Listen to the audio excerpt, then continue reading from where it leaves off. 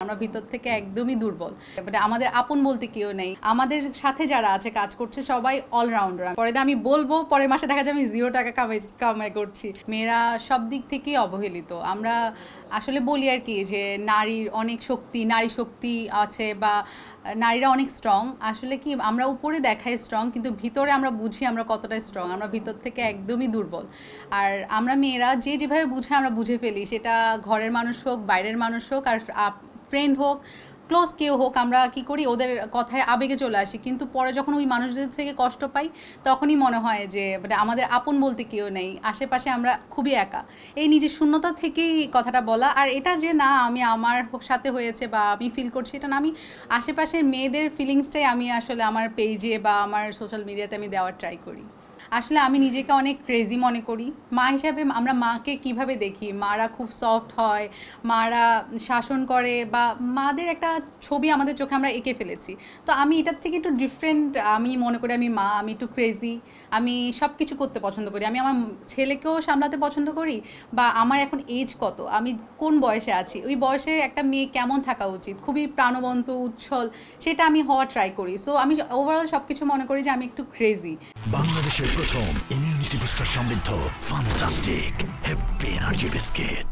Brand promoter বেশি, but ভালো কজন করতে পারে, ভালো ব্র্যান্ডিং কজন করতে পারে। যারা ভালো ব্র্যান্ডিং করতে পারে, উপস্থাপনা করতে পারে, সবার সামনে নিয়ে আসতে পারে, আপনার প্রোডাক্টটা ভালোভাবে সেল করতে পারে, ওভারঅল সব কিছু মিলে যারটা বেস্ট, সেই তো হবে ভালো ব্র্যান্ড প্রমোটার বা ভালো একজন কন্টেন্ট ক্রিয়েটর। ওভারঅল সব কিছু আমি জাস্ট বলবো না যে ব্র্যান্ড প্রমোটার, এখন ব্র্যান্ড প্রমোটারও কন্টেন্ট ক্রিয়েটর হয়ে গিয়েছে, কন্টেন্ট ক্রিয়েট করছে, ওভারঅল সব কিছুই করছে। একধারে যে ব্র্যান্ড প্রমোটার ব্র্যান্ড প্রমোটিংই করছে তা না, কন্টেন্ট ক্রিয়েটর করছে। সো ওভারঅল কিন্তু অলরাউন্ডারই বলা যায়।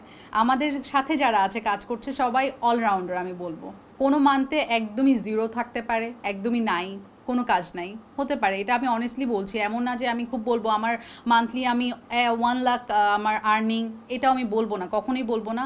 আমরা ব্র্যান্ড প্রমোট করি, আমরা জানি আমাদের মান্থলি এক মাসে দেখা যায় একদমই টাকা নাই, পরের মাসে দেখা যায় 2 লাখ 3 লাখও হয়ে যাচ্ছে। এটা আসলে ডিপেন্ড করে, এটা আমাদের উপর না, আমাদেরকে যারা কাজ দিচ্ছে বা আমাদের কাজ যারা পছন্দ করে, যার কাজ বেশি পছন্দ হয় তার কাজ বেশি হবে অফকোর্স।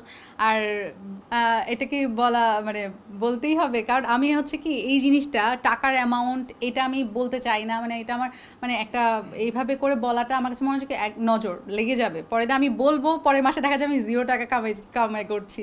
সো আমি টাকার অ্যামাউন্টটা কোথাও বলি না। এটা এমন কি আমি আমার টাকার অ্যামাউন্ট আমি আমার ফ্যামিলি মেম্বারদেরকেও বলি না।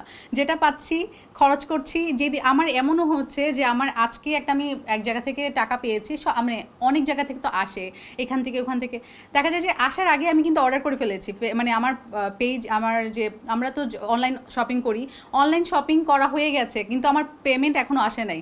সো আমি বসে আছি, আমার পেমেন্ট আসবে আর আমি অনলাইন শপিংটা এখান থেকে পেমেন্টটা আমি দিব। সো এরকমই হয়, আমার টাকা আমি রাখতে পারি না। আমার মনে করেন এদিকে আসে টাকা, এদিক দিয়ে চলে যায়।